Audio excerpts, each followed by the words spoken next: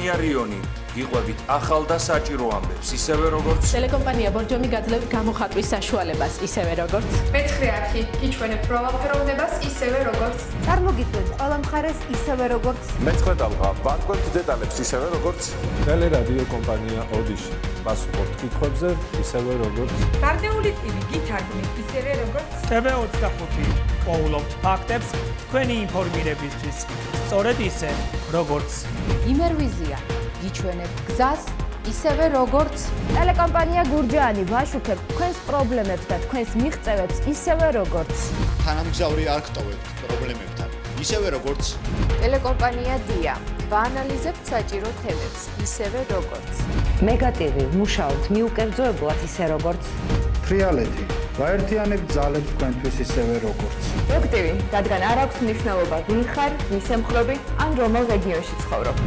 რეგიონული ტელევიზიები ყველგან და ყოველთვის მუშაობთ თქვენი ოჯახის უსაფრთხოებისთვის, საქართველოსთვის.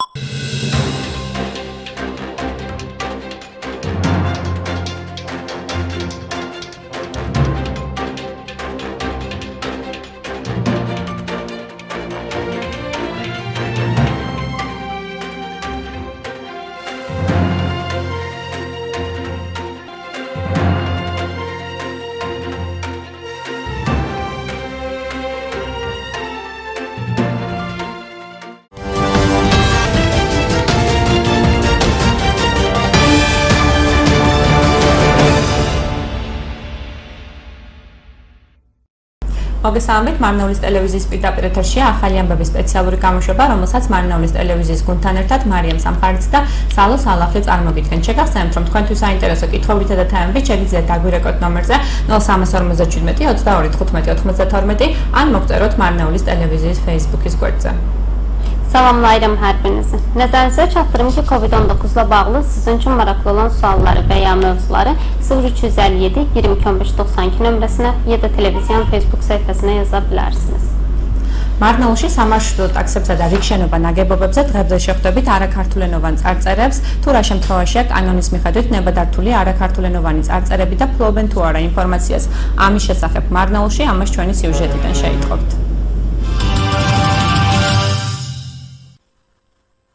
ვისაუბროთ და საქმე ვაწარმოოთ სახელმწიფო ენაზე. მიუხედავად ამ მოწოდებისა, მარნეულში სამარშრუტო ტაქსებსა და რიგშენობა ნაგებობებზე დღემდე შეხვდებით არაქართულენოვან წარწერებს. აბრებს მხოლოდ რუსულ ენაზე შესრულებული წარწერები ამშვენებს. ეს წარწერა რუსულ ენაზე იმიტომ არის შესრულებული, რომ ყველასთვის გასაგები იყოს. თუ ეს კანონდარღვევაა, მაშინ შეცვალონ და როგორც საჭიროა ისე გააკეთონ. მე არ ვიცი. საქართველოში სარეკლამო აბრებისა და წარწერების განთავსებას კანონი არეგულირებს. კანონის მიხედვით, ნებისმიერი სარეკლამო წარწერა ქვეყნის მთელ ტერიტორიაზე ქართულ ენაზე უნდა გავრცელდეს. ამასთან, აბრაზე წარწერა სურვილის შემთხვევაში შეიძლება უცხოურ ენაზეც შესრულდეს. ოღონდ იმ პირობით, რომ უცხოურ ენოვანი წარწერა ზომით არ უნდა აღემატებოდეს ქართულ ენაზე შესრულებულ წარწერას.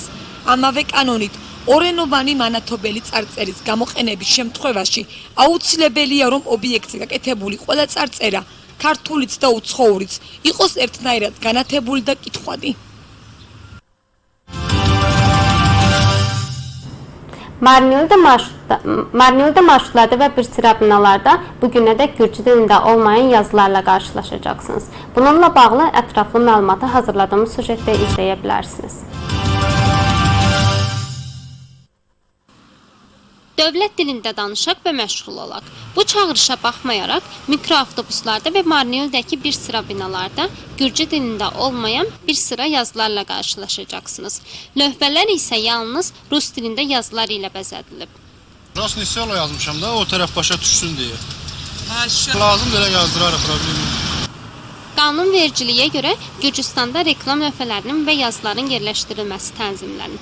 Hər hansı bir reklam yazısı bütün ölkə miqyasında Gürcü dilində yayılmalıdır. Eyni zamanda lövhənin üzərindəki yazı istənsə xarici dildə edilə bilər. Ancaq bir şərtlə ki, xarici dil yazısı Gürcü dilindəki yazının ölçüsündən çox olmasın. Eyni qanuna görə iki tərəfli işıqlandırılmış bir yazıdan istifadə edildiyi təqdirdə obyektin üzərində həm Gürcü, həm xarici dildə bütün yazıların eyni dərəcədə işıqlandırılması və aydın olması lazımdır.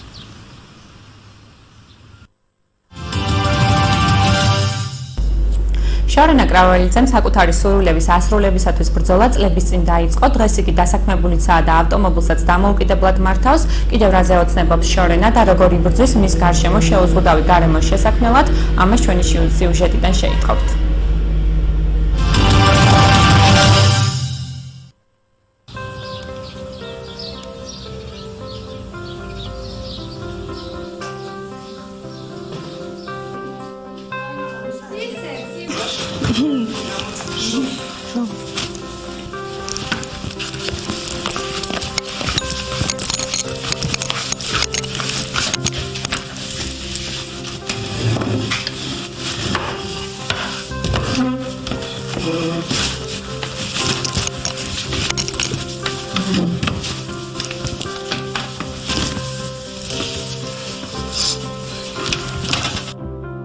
დაბადებისას მქონდა თანდაყოლილი ფიაქარი და ამის შემდეგ ოპერაცია გამიკეთეს 1 წლის ასაკში.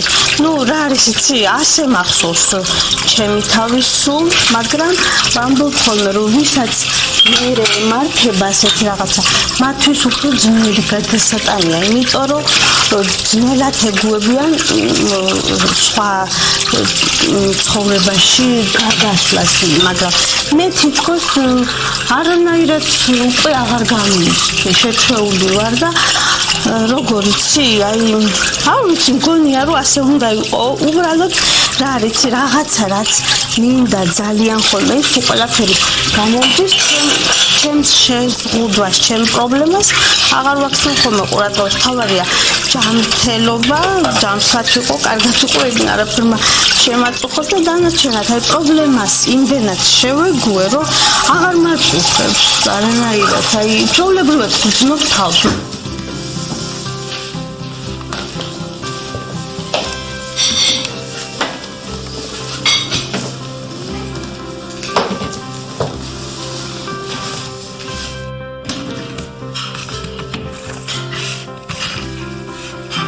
მაქვს იმედი მიზნების შესრულების, რაზედაც ვფიქრობ და ოცნებობ. მინდოდა ძალიან სამსახური გითხარით, რომ დამოუკიდებელი ყოფილიყავი და მაქვს მანქანაც ეს ჩემი დამოუკიდებლობისთვის მინდოდა რომ მეტად ყოფილიყავი დამოუკიდებელი, ესეც მოვახერხე და ძალიან მინდა რომ ჩემი განა, იმიტომ რომ ამ სახლში და ყველაფერი ჩემია, მაგრამ ჩემი საკუთარი ბინა მინდა რომ მქონდეს ძალიან, ეს არის ჩემი ყველანაირი ოცნება. ეს იმიტომ არა რომ აქ არ მომწონს ცხოვრება, ეს იმიტომ რომ მეტი დამოუკიდებლობა მინდა რომ მქონდეს, დამოუკიდებლად მინდა რომ ვიცხოვრო და ვიყო უფრო დამოუკიდებელი და ყველას ვუსურვებ რომ ის განწყობა ქონდეს, რომ დამოუკიდებლობა უნდოდეს.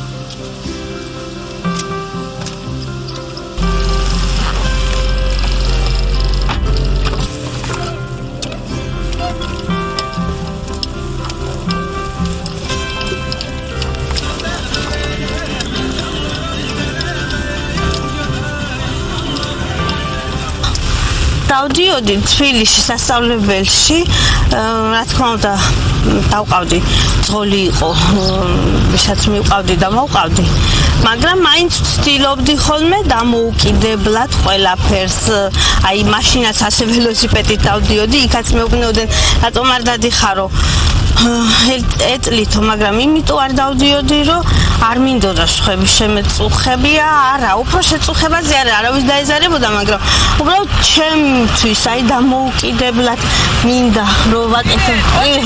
სპასიბა. დამოუკიდებლად მინდა ყველაფერი რომ ვაკეთო და აქედან გამომდინარე დავდიოდი ველოსიპედით იქაც და იქ ჩემი ლექტორი ქალბატონი შორენა ასეთი პატარა მანქანა ყავდა და დადიოდა და მითხრა ერთხელ რომ ისო არ გაქვსო სურვილიო რომ ასეთი პატარა მანქანა ყავდეს და დადიოდეს შენითო და გაგიმარტივდება უფრო სამსახურიც რომ გექნება კი არ ვიცოდი რომ სამსახური მექნებოდა მაგრამ ისინი იმდენად თამაგონებდნენ რომ შენ სამსახური გექნება შენ ყველაფერს შეძლებ ის უნდა გააკეთო ის უნდა გააკეთო ასეთი უნდა იყოს ისე და მაშინ ვიფიქრე რომ ალბათ მეთქი შეიძლება მანამდე სულ ფიქრობდი რომ რადგან ფეხით ვერ ვატარებდი არ შეიძლებოდა რომ მანქანა მყოლოდა მაგრამ იმან რომ მითხრა რომ ხელზე გადაიყვანო რა გადააკეთებთო და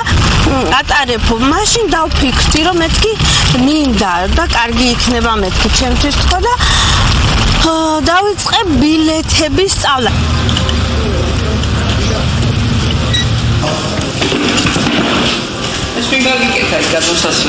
ეს მაგ ვინც არის ვისაც არ ვიცი ევალება ეს საქმეები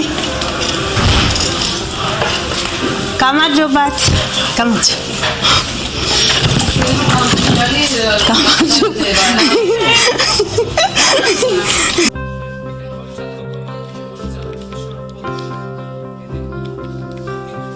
მოქალაქეებს ვეხმარებით მედიკამენტებით, ოპერაციებით, რა საჭიროებებიც აქვთ და რაც ჩვენ განყოფილებას ევალება და ეხლა მოქალაქე არის მედიკამენტზე, იმიტომ რომ გადაამოწმოს მიიღებს თუ არა დახმარებას და ადრე ვირუსამდე უფრო მეტი მოქალაქეს ვიღებით, ეხლა ცოტა დისტანციურად, მაგრამ არიან მაინც მოქალაქეები. შეუზღუდავი გარემო განაპირობებს შეუზღუდავ შესაძლებლობებს. Şorena Kvareditsi arzuları üçün mübarizəyə illər əvvəl başladı. Bununla bağlı ətraflı məlumatı hazırladığımız süjetdə izləyə bilərsiniz.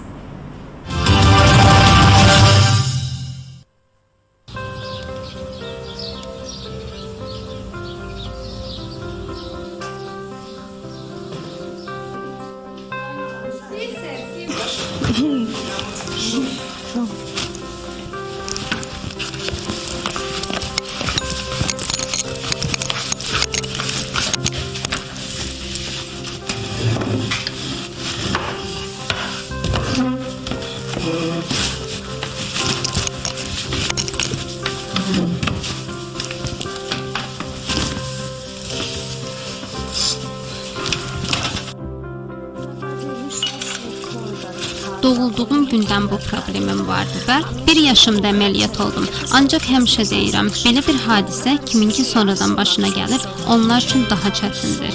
Çünki başqa bir həyata keçmək, həmin mühitə alışmaq daha çətindir. Mən artıq öyrəşmişəm. İstədiyim bir şey olduqda problemimə, məhdudiyyətimə əhəmiyyət vermirəm. Əsas sağlam olmaqdır. Sağlam olun, yaxşı olun, bunlar narahat etməsin məni. Qalan bütün problemlər narahat etmir məni. Özümü normal hiss edirəm.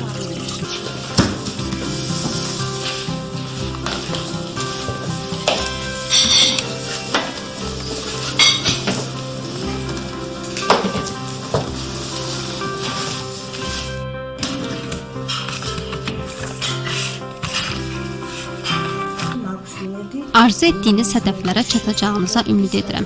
İşim olmağını çox istəyirdim. Avtomobilim olduğunu sizə söylədim. Heç bir şeydən asılı olmamaq üçün istəyirdim. Müstəqil olmağı istəyirdim və bacardım. Bu evdə hər şey mənimdir. Ancaq öz mənzilimə sahib olmaq istəyirəm.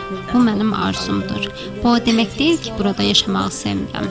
Mən asılı olmadan yaşamaq istəyirəm. Daha çox müstəqil olmaq istəyirəm. Və hər kəsə müstəqillik istəyəcək əhval-ruhiyyəsi olmasını arzu edirəm.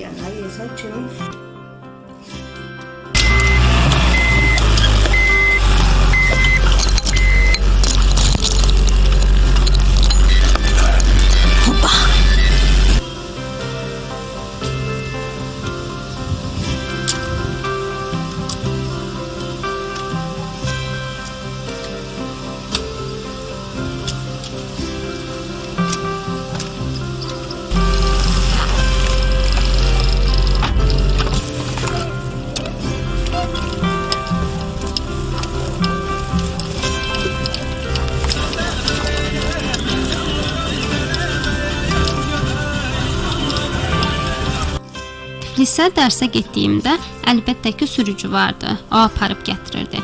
Ancaq yenə də nədənsə asılı olmadan hər şeyi etməyə çalışırdım. Hətta orada velosipedimi sürürdüm. Mənə əlin arabası ilə niyə gəlmirsən deyirdilər. Başqalarını narahat etməyim deyə deyil.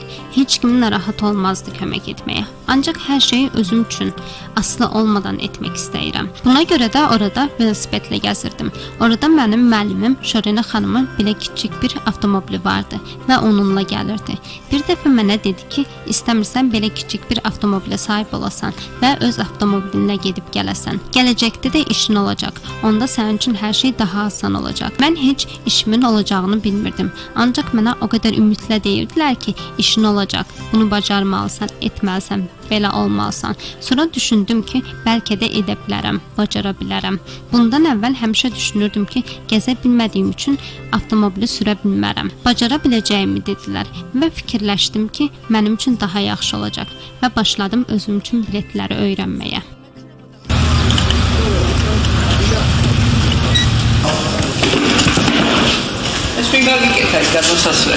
ეს მაგ ვინც არის ვისაც არ ვიცი ევალება ეს საქმეები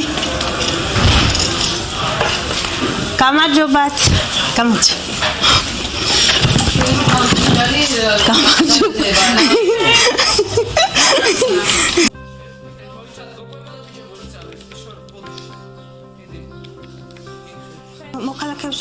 Şöbəmizin edə biləcəyi medikamentlərlə, əməliyyatlarla nəyə ehtiyacları varsa vətəndaşlara kömək edirik. İndi vətəndaş dərman üçün gəlib. Kömək alıb almayacağını yoxlamaq istəyir. Virusdan əvvəl daha çox vətəndaş qəbul edirdik. İndi biraz məsafə ilə qəbul edirik. Ancaq yenə də vətəndaşlar gəlir. Məhdudiyyətsiz bir mühit, məhdudiyyətsiz imkanlar əldə etməyə imkan verir. სკოლებში სასწავლო პროცესი სექტემბრიდან შესაძლოა შერეული მოდელით გაგრძელდეს. განათლების სამინისტრო ერთდროულად სხვადასხვა ვერსიაზე მუშაობს. ნახეთ ჩვენი სიუჟეტი.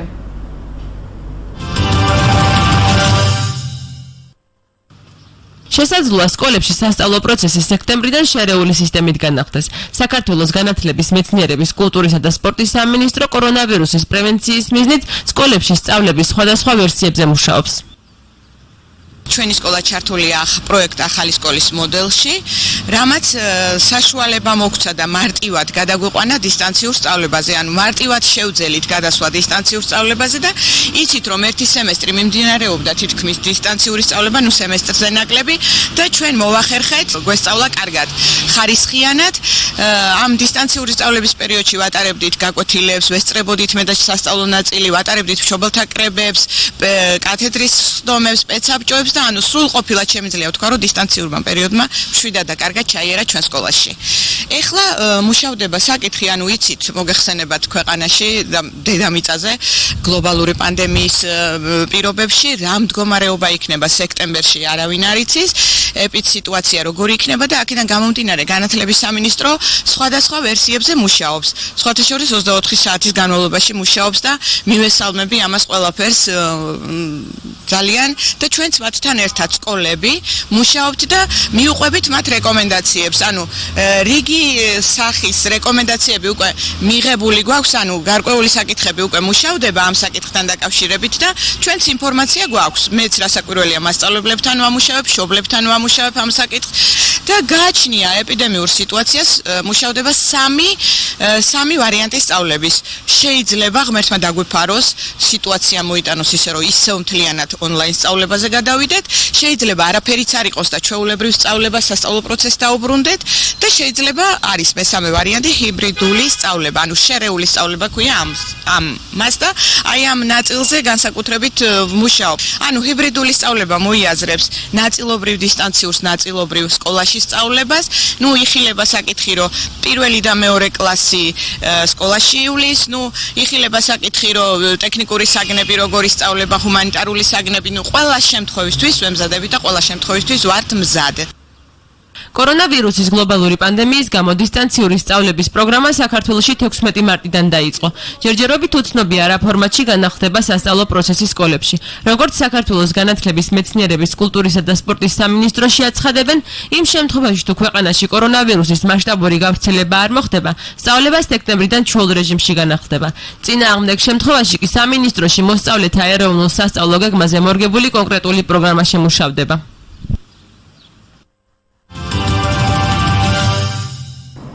Sentyabrda məktəblər qarışıq sisteminə açıla bilər. Bununla bağlı ətraflı məlumatı hazırladığımız sujetdə izləyə bilərsiniz.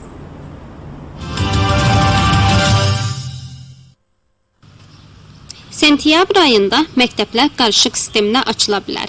Gürcüstan Təhsil, Elm, Mədəniyyət və İdman Nazirliyi koronavirusun qarşısını almaq məqsədi ilə məktəblərdə tədrisin müxtəlif variantları üzərində işləyir. Məktəbimiz asanlıqla distant təhsilə keçməyə imkan verən yeni məktəb modeli layihəsində iştirak edir. Asanlıqla distant təhsilə keçə bildik və bilirsiniz ki, bir semestr demək olar ki, distant təhsili ilə davam etdirildi. Bu distant təhsil zamanı dərslər verdik. Tamamilə deyə bilərəm ki, məsafəli şəkildə dərs məktəbimizdə sakit və yaxşı keçdi. İndi məsələ işlənilir. Ölkədə və dünyada baş verən qlobal bir pandemiya şəraitində sentyabrda vəziyyətin nə olacağını heç kim bilmir. Epidemik vəziyyət necə olacaq və buna görə də Təhsil Nazirliyi gündə 24 saat fərqli versiyalar üzərində işləyir. Mən bunu alqışlayıram. Məktəblərdə işləri və onların tövsiyələrini yerinə yetiririk.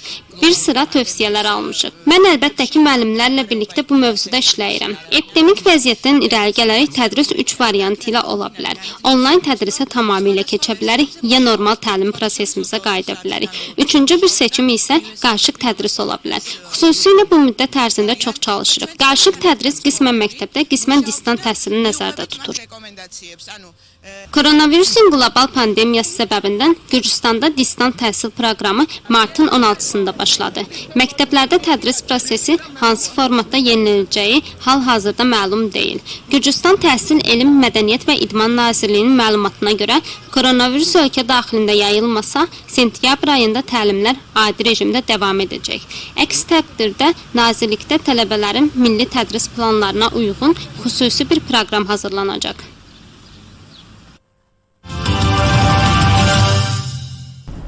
მარნეულში წითელ სოფელში ახალგაზრდული ცენტრის კედელი გრაფიტით მოიხატა. გრაფიტის თემაა სპორტი და თანასწორობა. ამ სოფელში გოგონათა ფეხბურთის გუნდიც არსებობს. თუ როგორ ცდილობენ წითელ სოფელში სტერეოტიპების რღვევასა და თანასწორობის ხელშეწყობას, ნახეთ ჩვენი სიუჟეტი. მარნეულის მუნიციპალიტეტის სოფელ წითელ სოფელში ახალგაზრდებმა კედელი გრაფიტით მოხატეს. პროექტის ფარგლებში ქალის სპორტში და ქალის განვითარება გრაფიტით ხატვასთან ერთად წითელ სოფლის ახალგაზრდულ ცენტრში სახალისო აქტივობები ჩატარდა. ჩვენ გვაქვს პროექტი ქალის სპორტში და ქალის განვითარება და აი ამ პროექტის ფარგლებში გადაწყვიტეთ რომ გავაკეთოთ ესეთი საინტერესო აქტივობა, კედლის დახატვა, ანუ თემატიკა არის სპორტი, თანასწორობა, რომელიც გამოიხატება გოგოებისათვის ძირითადად, რომ გოგოები არიან ჩართული ფეხბურთში და თანასწორები რო იყვნენ ბიჭებთან ერთად. და ზუსტად ამით ანუ ჩვენ ვიფიქრეთ, რომ გამოვხატოთ ეს ჩვენი იდეა. მორბენალი გოგო და ბიჭს ხატავს, ანუ მხატვარი. პროექტის მიზანია ახალგაზრდების გაძლიერება და მათი ჩართულობა საზოგადოებრივ პროცესებში. კავკასიის ახალგაზრდული კავშირისა და მასტერფის საქართველოს თანამშრომლობით ხორციელდება პროექტი აქტი, რომელსაც აქვს 4 ძირითადი მიმართულება. დღეს მაგალითად ჩამოსულები ვართ Walls of Connection-ის მიმართულების ფარგლებში, რომელიც ითვალისწინებს გრაფიტის დახატვას საქართველოს სხვადასხვა რეგიონებში. მაგალითად დღეს ვართ ჩამოსული იმისათვის, რომ ნახატი დავხატოთ ახალგაზრდების გაძლიერებისა და სპორტის თემატიკაზე და ვცდილობთ, რომ ზოგადად რეგიონში ჩავიდეთ ხოლმე და ახალგაზრდებს ვკითხოთ რა თემებზე უნდათ რომ გრაფიტი დაიხატოს. პროექტის ფარგლებში მსგავსი აქტივობები საქართველოს სხვადასხვა რეგიონში იგეგმება.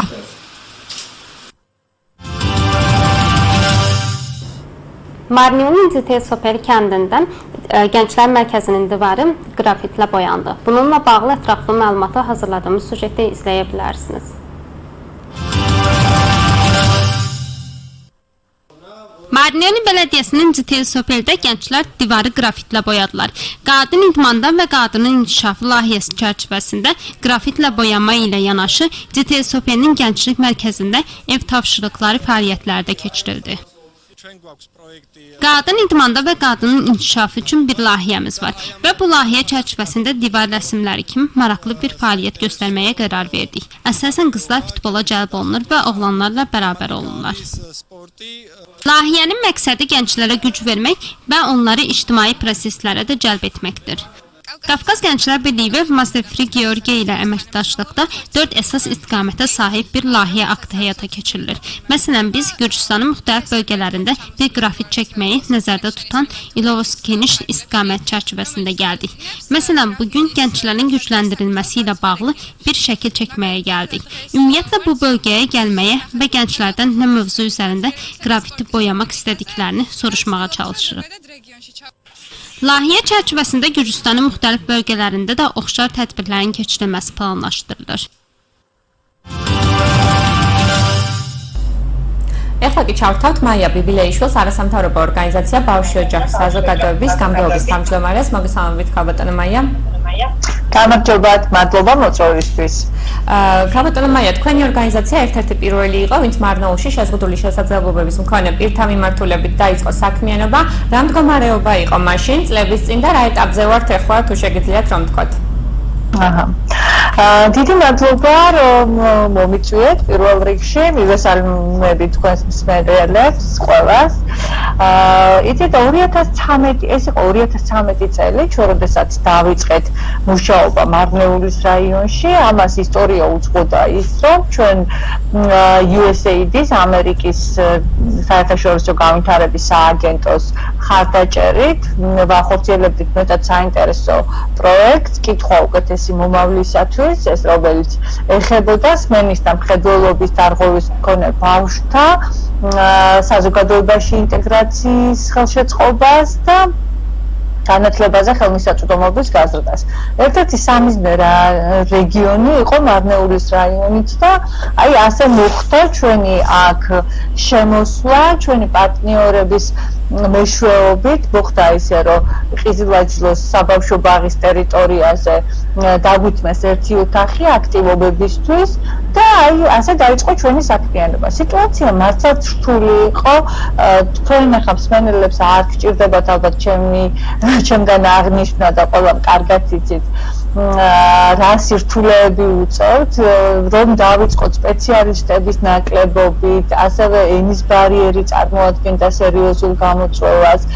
ბევრი ადამიანი, რომლის ბავშვსაც დაუშვათ რაღაცა გარკვეული შეზღუდვა ჰქონდა, ბავშვი მიყავდათ მეზობელ რესპუბლიკაში და არა დაუშვათ თბილისში, იმიტომ რომ არ იყო ინფორმაცია იმის შესახებ, რა სერვისები კეთდებოდა საერთოდ.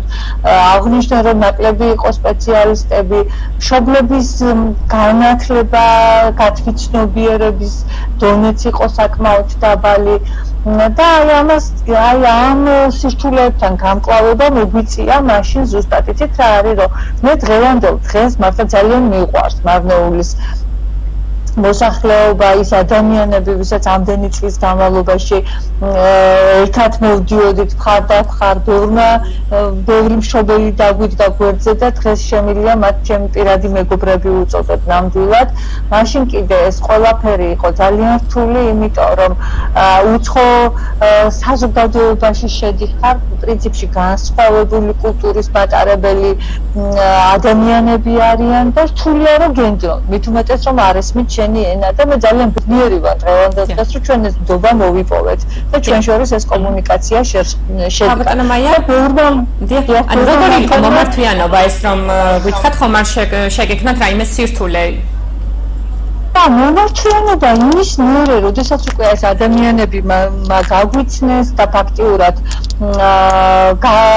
ეს ნდობა მოვიპოვეთ, იყო უკვე საკმაოდ მაღალი. იცით, ჩვენ დავდიოდით და აქ მინდა ესე ხაზგასმით აღვნიშნო მუნიციპალიტეტის მხარდაჭერა. რომ არა მუნიციპალიტეტის მხარდაჭერა, ნამდვილად ჩვენ ალბათ დაგვიჭირდებოდა რეგიონში დარჩენა, თუნდაც აი საჯანმრთელო ხელშეკრულების დასრულების შემდეგ და ეს იყო ძალიან მნიშვნელოვანი. ჩვენ დღესაც თანამშრომლობს მარნეულის მუნიციპალიტეტის მერიასთან და ერთად ვსახავთ პრიორიტეტებს, როგორ შეგვიძლია ხელი შეუწყოთ შეზღუდული შესაძლებლობის მქონე ბავშვებს. ეხლა ზოგადად მინდა იცით, რომ ცენტრალურ დონეზე რა სერვისებიც არის დანერგილი. მარნეულში მხოლოდ ერთადერთი სერვისია ჯერჯერობით დანერგილი. ეს არის ბავშვთა ადრეული განვითარების პროგრამა. ეს ისედაც ეს პროგრამა მაყურებელს ხო, აი ეს უნდა მეთქვა, რას გულისხმობს ეს პროგრამა. ამ პროგრამის მიზანი არის, რომ დაეხმაროს ბავშვებს, რომელთაც გააჩნიათ გარკვეული განვითარების დარღვევები ბინაზე. მაგრამ მთელი პროგრამის აზრი არის ის, რომ მშობელთა სწავლება განხორციელდეს, მშობელმა თავად იცოდეს, თავად გახდეს ექსპერტი იმაში, თუ როგორ უნდა მოუაროს და აღზარდოს თავისი შვილი. ეს არის ძალიან მნიშვნელოვანი. ხშირად ახალბედა მშობლებს, რა თქმა უნდა, ჩვენ არავინ არ გეგმავთ. მე თვითონაც მშობელი ვარ და უშო შეზღუდული შესაძლებლობის მქონე ბავშვის და ნუ ეხლა ბავშვი აღარ არის, უკვე დიდია და აი მთელი ეს პროცესი და სირთულეები გავლილი მაქვს საკუთარ თავზე. ამიტომ ჩემთვის ეს განსაკუთრებით სენსიტიური თემაა და მაშინ, როდესაც ახალბედა დედა ესე ხელისცეცებით ეძებს დახმარებას, არ იცის როგორ აჭამოს ბავშვი, როგორ დასვას თუნდაც, რითი გაართოს, როგორ იზრუნოს მის განვითარებაზე. ძალიან მნიშვნელოვანია, რომ იცოდეს ის ხერხები, ის ტექნიკები, რომელიც უკვე აპრობირებულია ამდენი წელია და არსებობს განვითარებულ ქვეყნებში და მე ძალიან ამაყივარ მართლაც, რომ ეს პროგრამა საქართველოს დანერგა და იმას, რომ ჩვენ ხელი შევუწყოთ და პირველად შემოვიტანეთ მარნეულში. ნამდვილად ძალიან საამაყოა, ძალიან ბევრ ოჯახს ამითი ვეხმარებით და კიდევ გვაქვს სამომავლო გეგმები. ქალბატონო მაია, ისიც რომ თქვა, როგორ უნდა მოგმართონ დაინტერესებულმა მშობლებმა თქვენ ტერიტორიულად სად მდებარეობთ და ასევე თქვენ სამომავლო გეგმებზეც რომ ვისაუბროთ, როგორც ვიცით, თქვენ ყიზლაჯოს ნომერ 1 საჯარო სკოლის ტერიტორიაზე გეგმავთ ბავშვთა დღის ცენტრის გახსნას. მე მოგახსენეთ, რომ ჩვენ საბავშვო ბაღის შენობაში დავიწყეთ მუშაობა. ეს იყო გარკვეულწილად ექსპერიმენტი, პატარა სულ 30 კვადრატის ოდენობის პატარა ოთახი ჰქონდა. ეს თავიდან იყო ეს ოთახი რაღაცა ესე ბუნკერად ქცეული და ეს გავარემონტეთ, დავიწყეთ და უნდა ვთქვათ, რომ პროგრამამ გაამართლა. ამჟამად ჩვენ ყიზილაჯლოს ნომერ 1 საჯარო სკოლის შენობაში ვიმყოფებით. COVID-მა ცოტა შეგვიშალა ხელი, რახან პირდაპირ სერვისებზე იყო შეზღუდვა, თუმცა ეხლა სწორედ ადრეული განვითარების პროგრამას ისევ მიცეს უფლება, რომ ბინაზე ვიზიტები განახორციელონ და პროგრამა ისევ განახლებულია. აქვე მინდა რომ ჩვენი რეგიონალური კოორდინატორის ტელეფონი გამოვაცხადო 558 151 624. შეგიძლიათ დაგვიკავშირდეთ, ჩვენ უკვე გავარემონტეთ გადმოცემული ფაქტი, მარნეულის მერიის დახმარებით სულ ახლახანს დასრულდა რემონტი იმისათვის, რომ გაკეთდა პანდუსი და სველი წერტილები შიგნით სკოლაში, რომ ბავშვებმა მიიღონ სტანდარტის შესაფერისი მომსახურება და ასე რომ სულ მალე ყველას ველით ჩვენ სივრცეში, რომ ერთად ვიზრუნოთ ამ ბავშვების მომავლისათვის და ხელი შევუწყოთ მათ განვითარებას. ბოლო კითხვასაც დაგისმენთ, ქალბატონო მაია, მოკლედ რომ შევაჯამოთ, რას ფიქრობთ, რა აუცილებელი სერვისები უნდა არსებობდეს მარნეულში შეზღუდული შესაძლებლობის მქონე პირთა მიმართულებით, რა აკლია მარნეულს თქვენ როგორც ამ სფეროში კარგად? მადლობა. მარნეულიც როგორც მთელი საქართველოში არის დანერგილი სერვისები, ბევრი სერვისი არ არის. თქვით, ახლა ჩამოგიყვით რა სერვისებია დანერგილი. არის შეზღუდული შესაძლებლობის მქონე ბავშვებისთვის დღის ცენტრი, სადაც შეუძლიათ ამ ადამიანებმა მიიღონ მომსახურება, იზრუნონ მათ სპეციალური საჭიროებებზე და უნარების განვითარებებზე.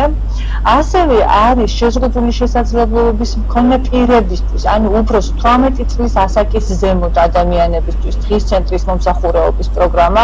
აქვე უნდა აღვნიშნო, რომ სამწუხაროდ საქართველოში არ არის ბევრი პროგრამები 18 წლის ასაკის ზემოთ და ამას ძალიან აპროტესტებენ ახლა მშობლები და სამართლიანადაც, რომ არის გარკვეული ნოზოლოგიები, რომელსაც მთელი ცხოვრება ჭირდება მხარდაჭერა.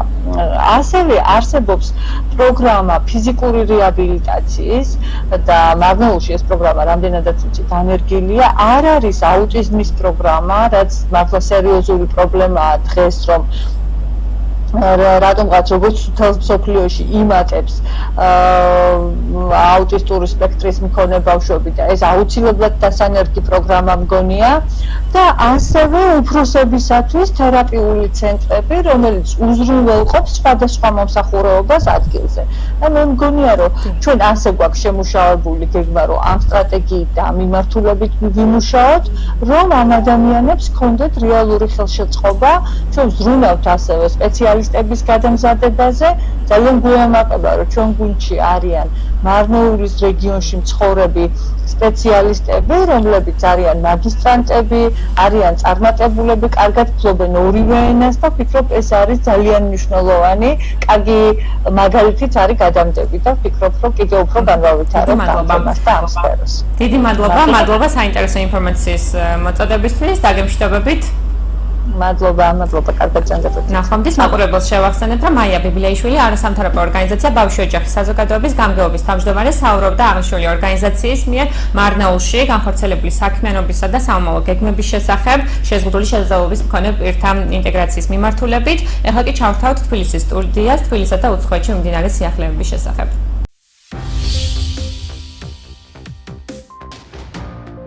სასამართლო პანდემიის დროს საქართველოს ახალგაზრდა იურისტთა ასოციაციაში პანდემიის დროს ჩატარებული 151 დისტანციური სხდომა შეისწავლეს. ანგარიშის თანახმად სასამართლომ დროულად უზრუნველყო დისტანციურ სამმართველწარმოებაზე გადასვლა, თუმცა გამოიკვეთა ხარვეზებიც. ტექნიკური პრობლემები, პერსონალური ინფორმაციის გავრცელების საფრთხე, ხარვეზები ნივთიერი მტკიცებულებების შესწავლისას ბრალდებულზე ზეწოლის შესაძლებლობა, ის გამოწვევებია, რაზეც კვლევის ავტორები საუბრობენ. ორგანიზაციის წარმომადგენლის თქმით, თვენახევარზე მეტი ხნის განმავლობაში სხდომის საჯაროობის და გამჭვირვალობის კუთხით სრული შეზღუდვა მოქმედებდა, რადგან დაინტერესებულ პირებს ტექნიკური საშუალებების გამოყენებით დისტანციურად მიმდინარე სხდომაზე დასწრების შესაძლებლობა არ ჰქონდათ.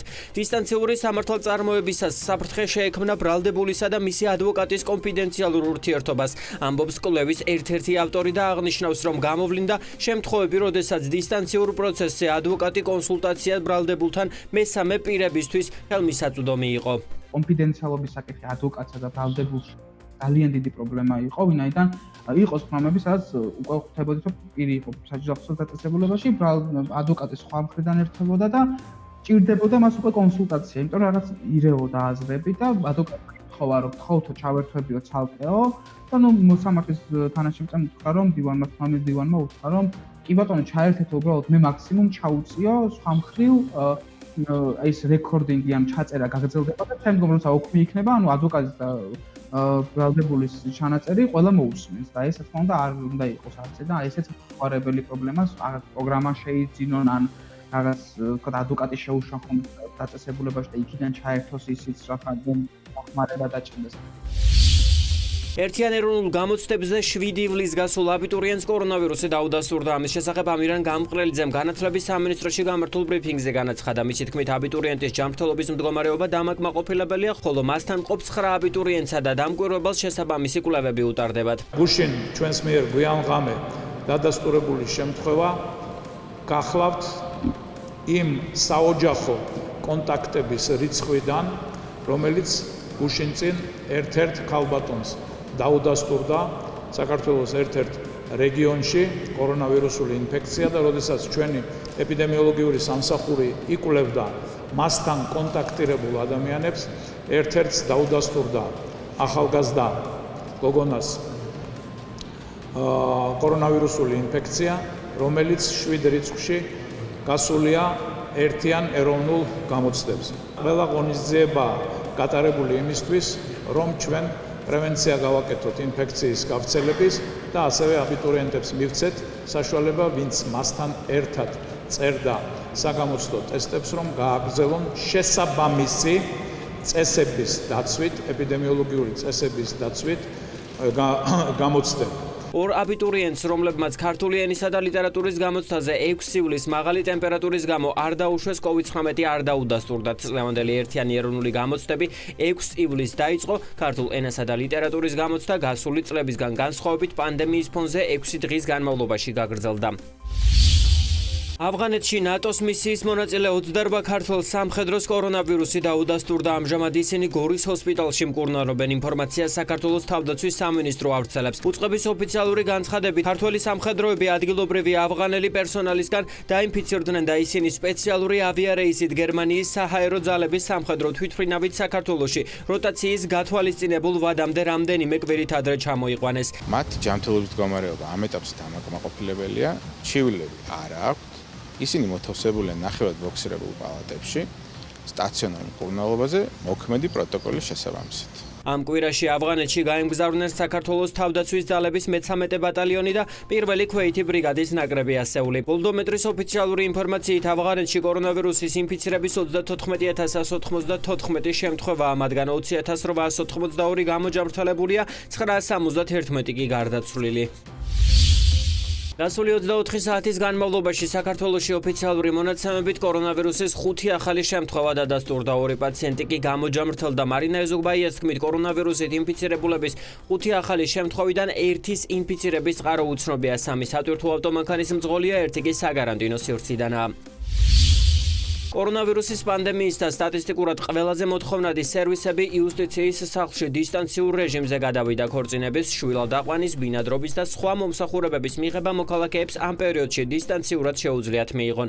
მომსახურების ვადა და საფასური პანდემიის დროს არ გაზრდილა. დოკუმენტის დამზადების შემდეგ კი მოქალაქეები მას პოსტის საშუალებით მიიღებენ. გაფართოვდა მომსახურების არეალიც იმ სერვისებით, რომელთაც პანდემიამდე მხოლოდ საზღვარგარეთ მყოფ საქართველოს მოქალაქეებს არ შეეძლოთ ესარგებლად და პირიქით ეს წესებით შეიცვალა.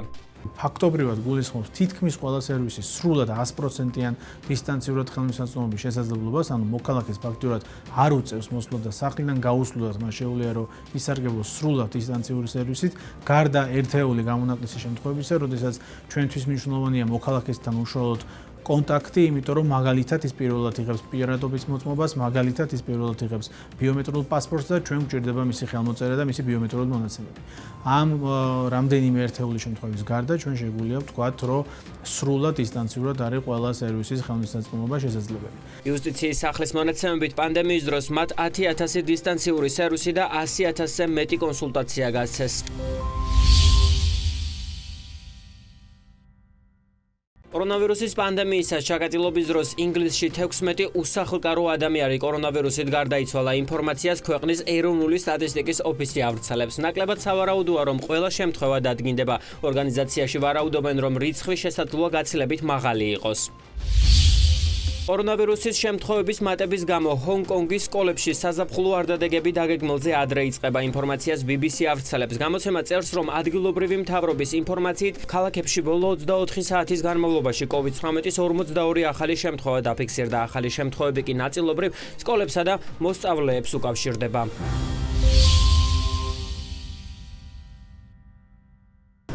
თქვენ წინ გელოდებათ ხვალინდელი დღის ამინდის პროგნოზი, ჩვენ კი ამით გემშვიდობებით. შეგახსენებთ, რომ მარნეულის ტელევიზიის პირდაპირ ეთერში თქვენ უყურებდით ახალი ამბების სპეციალურ გამოშვებას, რომელსაც მარიამ სამხარიძე და სალო სალახლი მოწვევებოდით ნახავდეს. Sabah hava proqnozu sizi gözləyir. Bu isə sizə çatdıracağımız son xəbəridir. Sağ olun, salamat qalın.